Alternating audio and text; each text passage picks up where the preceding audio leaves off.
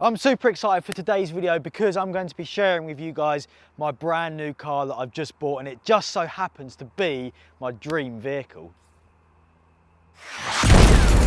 It's actually such a perfect day outside, and seeing as this is a biking channel, before we start looking at things with four wheels, I've decided to come over to the local woods. The trails are running so good in here at the moment, and we're going to have ourselves a little session which we're going to start by doing a run down the back on the trails. So let's go drop in.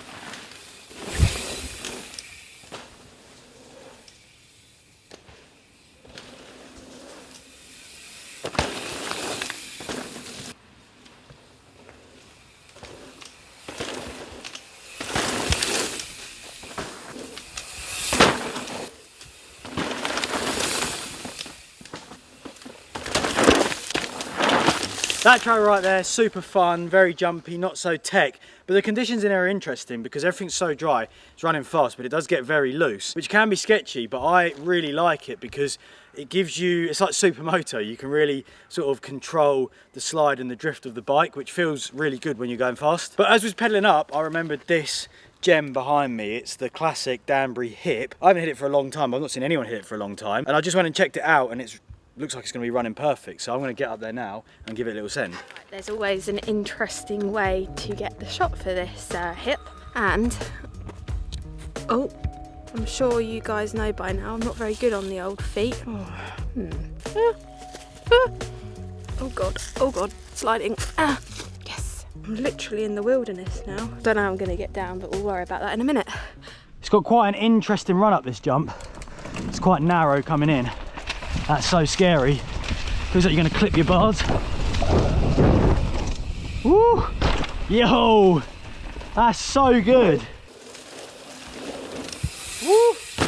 Yo! That hip's so good. You can just boost it far, crank the bike sideways, nice big landing. I'm actually going to make my way back up there now. We're just even, and give it another hit in slow motion, and then drop a little classical tune and capture a few more slow motion epic shots in my local woods.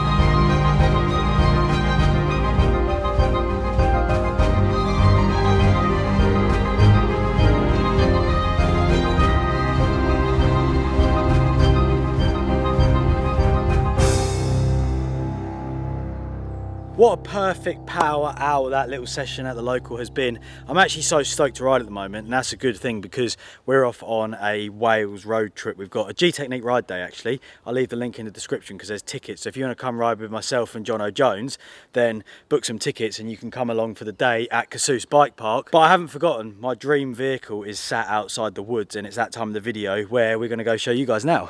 That was a sick riding session, but it's now the part of the video that we've all been waiting for. It's time to show you my dream mountain bike van, and that is a Volkswagen CADDY. Now, it's quite a funny story really, because I'm actually not much of a car person. I previously had a Volkswagen transporter. And there's some people that change their vehicles all the time. I had that last van for 5 years, put well over 100,000 miles on the clock. And if I could have kept it forever, then I absolutely would have. If you remember at the start of me getting that, I made a video where we'd done a load of work to the back. The bikes were on trays. There was a compressor fitted in there. We had e-bike charging. It was like the perfect day van. It was absolutely incredible. But like all things good, at some point it must come to an end, and I've had my eye on the Caddy, which is the smaller version of the Transporter, for quite a while, and I decided that now was the time to make the step and buy this absolute beast behind me. This right here then is by far the newest vehicle that I've ever owned. It's a 24 plate and it was registered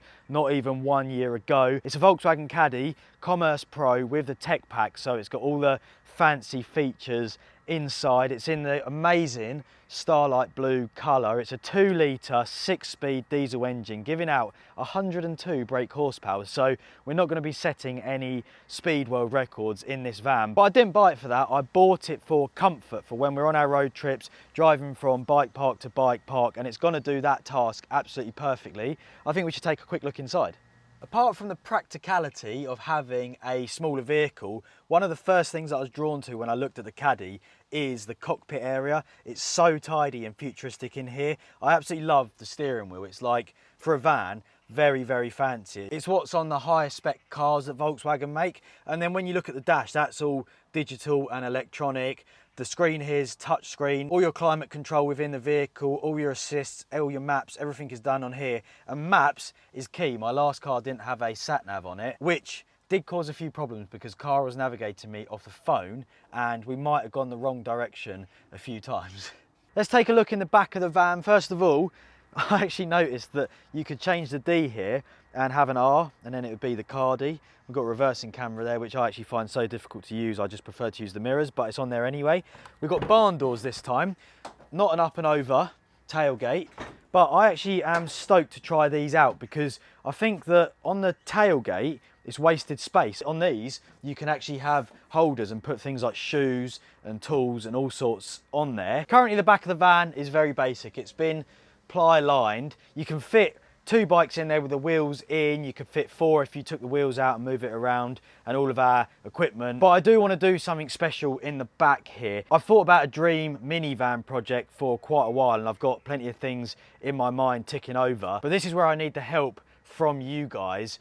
What do I do in the back here? Do I have the bikes put out on trays? Do I have a raised floor so the bikes are up, you're not wasting space here, and then have things like tools and stuff pull out underneath? There's loads of different configurations. There's loads of different things online that I've seen, and it'd be good to get your experience if you've done van conversions. What worked, what didn't work, what direction shall I go in, and what things shall I avoid? So leave some comments down below so that I can make sure that when we do the conversion, it is the ultimate dream van, but it's also super practical and efficient to use. Apart from the work that I want to do in the back of the van for the bikes and all the equipment, there's a few things on the outside of the van I'd like to change with its appearance. First of all, chrome sidebars. I think they look really cool. Possibly a roof rack. They look sick. You can get the ones with the light bars on the front. They look very off-roady and adventure-y. And it's extra space just in case we did need to take more things with us. And finally, maybe the wheels. These are Volkswagen standard alloys, which I actually really like, and in terms of tyres, they're going to be very cost effective compared to the big 20-inch wheels that I had before. I don't know too much about vehicles, and it could be cool to get some input from you guys that definitely know more than I do. And with that being said, I think we've seen enough, so let's jump inside and go for a little test drive. One of the things I love about this Caddy is it just drives actually exactly like a car. It's so smooth. My old van was on 20-inch wheels. It had very low profile tyres, so it was quite a stiff ride. And although the Transporter was nice, it did always have that van feeling, and this completely doesn't have that, which is really nice. I also like the size of this for parking and just driving around on tight lanes. It's absolutely perfect. It feels like a go-kart. The long wheelbase Transporter, which I'm used to, had a terrible turning circle on it. I also think with the back being smaller, just like it is now with no racking or anything in it, the bikes wedge themselves in better. So, you know, when you go around a corner and you've got a big empty van, there's nothing to hold the bikes into place. Even when you've got them strapped, they move and sometimes wiggle themselves loose, and you just hear like bang as you go around a roundabout, and it sounds absolutely dreadful. Whereas with the smaller van, there's less space for them to go anywhere. So I already think that the smaller van wins in that department. As I mentioned earlier, it's been on my radar for quite a while to do a dream minivan project, and right here it's finally happening. So I'm going to hopefully read your guys' comments, take your feedback on board, and make this van the ultimate mini bike van. Unfortunately, that's all we've got time for in this one. If you enjoyed it, give us a thumbs up, leave your comments down below, and I'll see you guys in the next one. Yeah, I'm like an addict, do I gotta have it. I ain't even playing, got a really bad habit. If it moves, gotta grab it, fuse like a magnet. Lose, won't have it till I'm doomed in a casket. I ain't playing, got a weird mind. If you work 8 hours, I'ma work 9. If the shit tastes sour, you should taste mine. I'ma stay in power for a long time. Get up, nah, I ain't a